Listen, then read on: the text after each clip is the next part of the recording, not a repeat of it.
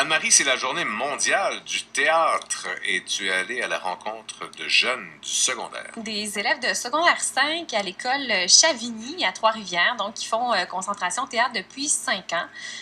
Tout le long de leur secondaire. Donc, ils ont fait cette option théâtre, un groupe d'environ une trentaine d'élèves. Et moi, je me posais la question, en quoi c'est toujours pertinent d'aller voir du théâtre? Est-ce que ça intéresse toujours les jeunes, entre autres, alors que le divertissement à domicile est ici présent avec les séries télé, les films qui sont facilement accessibles? Il faut dire que ce ne sont pas tous les adolescents qui ont la chance ou l'opportunité d'aller au secondaire voir du théâtre. On me disait souvent, ça se passe une fois par année et c'est dans la région. Mais pour les jeunes en concentration théâtre à Chavigny, les élèves de secondaire 3, 4 et 5 sont abonnés au théâtre Denise Pelletier à Montréal et ils font 4 sorties théâtre par année. Et non seulement ça, mais ils font ces sorties-là le vendredi soir avec un public dit normal, entre guillemets, parce que, vous savez, il y a des sorties scolaires où ce ne sont que des jeunes dans la salle, mais eux s'intéressent tellement au théâtre, ne veulent pas être dérangés par des jeunes qui ne s'intéresseraient pas au théâtre. Donc, vraiment, il y a une grosse discussion avant la pièce, après la pièce. Ce sont des passionnés de théâtre que j'ai rencontrés aujourd'hui et voici pourquoi, selon eux, le théâtre est toujours pertinent en 2017.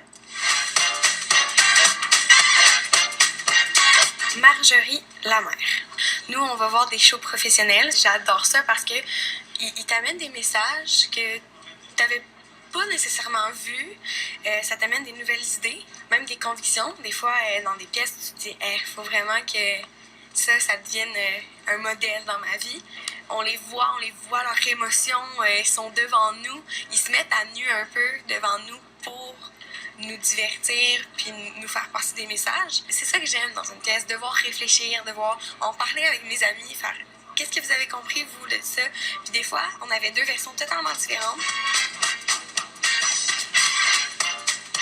Gabriel Faré. Quand tu fais du théâtre, c'est vraiment, t'es sur scène, c'est maintenant, il n'y a pas de coupure, tu fais tout d'un trait, puis c'est vraiment, faut que tu restes dans ton personnage.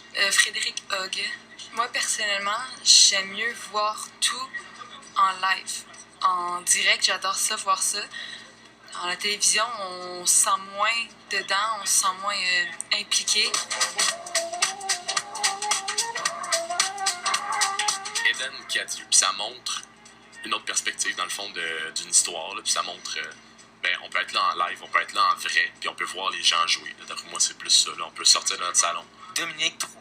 À la base, les pièces sont écrites et vendues même pour la propre lecture. Et là, ça permet aux gens de pouvoir s'en inspirer pour l'adapter dans tel autre domaine, comme un film. Alors que dans un film, d'autant plus que c'est plus difficile d'obtenir le scénario, c'est encore plus difficile d'adapter l'histoire dans tel autre domaine, car les scènes sont toutes bien déjà préparées avec tel décor, telle ambiance. C'est le grand avantage du théâtre. Les histoires qui sont écrites peuvent être lues par n'importe qui parce qu'elles sont facilement accessibles et en même temps être adaptées dans n'importe quel autre domaine. Par exemple, Shakespeare, lui, avait l'avantage de mettre à peine de la mise en scène dans ses pièces. Alors, on peut l'envoyer dans n'importe quelle présentation. Martin Malenfant, enseignant en théâtre. Mon Dieu, parce que le théâtre, c'est la vie. C'est tout simple que ça. Le théâtre, il n'y a aucune limite au théâtre. Tu peux devenir ce que tu veux.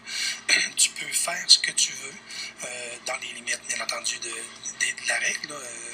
Mais c'est infini, le théâtre. Et quand le jeune a compris toutes les possibilités qu'il peut avoir en faisant du théâtre, mais c'est là que ça va l'intéresser encore 10 fois plus. Le théâtre, c'est la vie. C'est la vie. Ça, c'est un vrai Faut passionné de retenir théâtre ça. Ah qui oui. dit ça. Là. Pour être enseignant de théâtre, il faut l'être certainement.